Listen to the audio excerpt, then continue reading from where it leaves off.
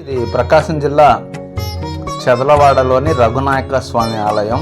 ఈ ఆలయం ప్రత్యేకత ఏమిటంటే ఇందులోని రాముడి విగ్రహాన్ని అగస్త్య ముని ప్రతిష్ఠించారు. ఇంకో విశిష్టత ఏమిటంటే అమ్మవారు రాముడికి కుడివైపు ఉంటారు, సహజంగా ఎడమవైపు ఉంటారు కదా, ఈ ఆలయంలో కుడివైపు ఉంటారు. ఇంకొక విశిష్టత ఏంటంటే శ్రీరామనవమి తర్వాత ఈ ఆలయంలో కళ్యాణం జరుగుతుంది. కళ్యాణం జరిగే రోజున ఆలయం మీదకి గరుడ పక్షులు వస్తాయి. ఆలయం చీరాల నుంచి ఒంగోలు రూట్లో నాగులపల్లవాడు తర్వాత ఉంటుంది. Thank you.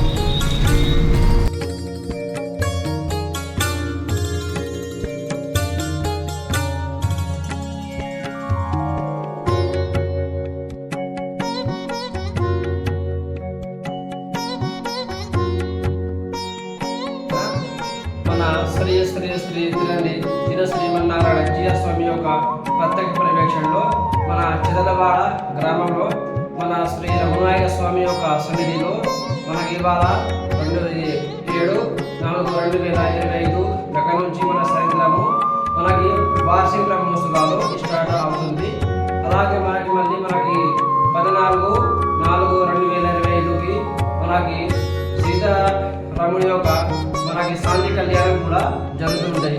అందులో మనకి ఇక్కడ విశేషం ఏంటంటే మన మిగతా చోట్ల అయితే మనకి శ్రీరామ టెంపుల్స్లో లేకపోతే మన వెంకటేశ్వర స్వామి టెంపుల్స్లో మనకి మన శ్రీరామనవమి రోజు అయితే మనకి శాంతి కళ్యాణం ఉంటాయి.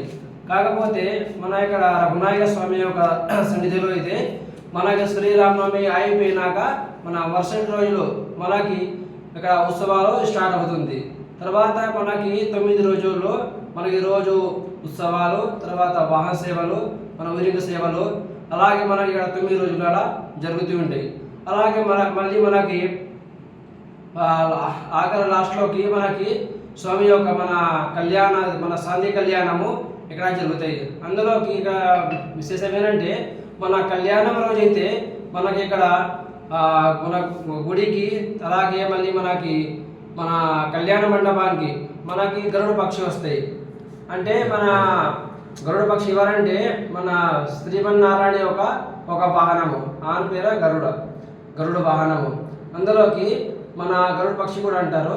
అందులోకి మన కళ్యాణం రోజు మనకి గుడికి, తర్వాత మన కళ్యాణ మండపానికి 3 సార్లు ప్రదక్షిణ చేస్తేనే మన కళ్యాణము, తర్వాత మన అమ్మవారి యొక్క మంగళ సూత్రం ధారణ, అలాగే మళ్ళీ మనకి త్రమరాలు మన వేయడానికి మన ఇక్కడ అవకాశం ఉంటాయి. అలాగే మళ్ళీ మనకి గరుడ పక్షి చూడడానికైనా మన ఇక్కడ ఈ ఊరికి, మన చెదలవాడ ఊరికి మన చాలామంది 1000 మంది చాలామంది అలా ఇక్కడ వచ్చి ఆ పక్షి చూడడానికి వస్తుంటారు. కాబట్టి భక్తులు ఎవరైనా సరే అలా అవకాశం ఉన్నైతే మనకు వచ్చి మన కళ్యాణానికి పాల్గొన్నవి మనకు కూడా సేవించుకోవచ్చు.